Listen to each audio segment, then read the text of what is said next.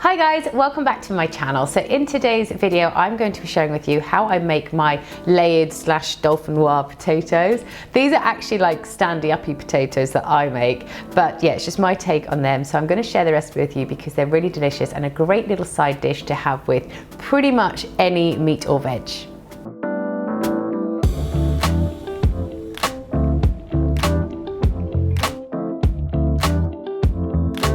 Okay, so the first thing you want to do with this recipe is set your oven to 160 degrees centigrade. That is for a fan assisted oven, so if you've got something different, just set accordingly.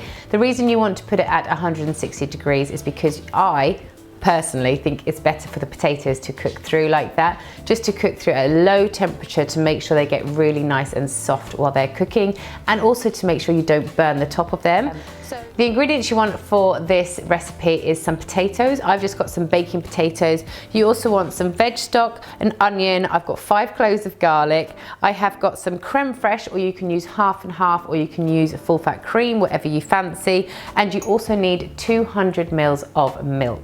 So what you want to start off by doing is thinly slicing your potatoes. So you want to make sure that they come out a couple of mil thick, each of them, and you want to try and make them as evenly cut as possible so that they all cook through at an even pace. So once you have cut all your potatoes evenly and you're happy with them, you then, this is why I call them standy-uppy potatoes. I am going to stand my potatoes up as I put them into my dish today, but if you want to, you can lay them down as well and do kind of layered potatoes that way, but I'm just doing something a little bit different with mine today.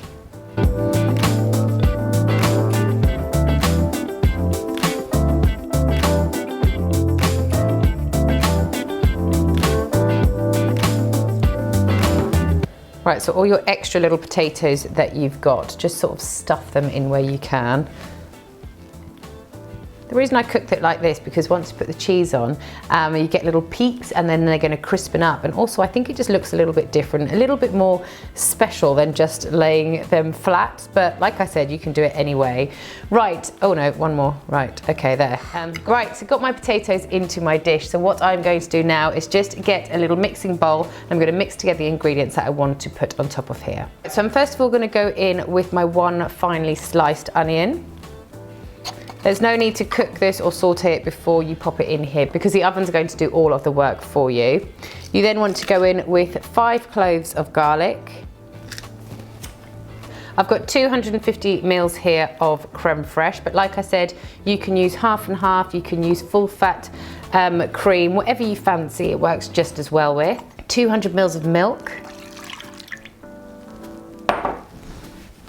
And then I have got, maybe you don't normally put this in, but I have got 200 mils of veggie stock here as well. I just think veggie stock is so flavoursome and it's just going to kind of cut through the richness of the cream. Right, so just want to mix all those together and combine them nicely. You also want to add some salt and pepper to your liquid mixture too. Doesn't look very nice, but it's going to taste good, I promise. And once it's all combined, you can then pour this liquid mixture over your potatoes.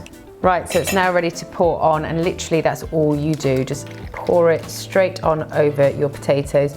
Make sure you try and get to all of those edges. Right, next up you want to go in with some grated cheese. So I'm going to put this more towards the outer sort of layers because as you can see, a lot of my mixture's in the center. So I want to make sure those outer potatoes aren't going to crispen up too much.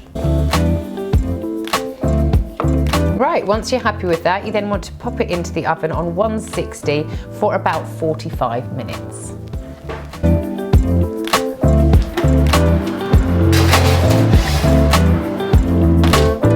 Once your potatoes have been in the oven for 45 minutes, you can then turn your temperature up to 200 degrees or the grill to crispen everything up on top.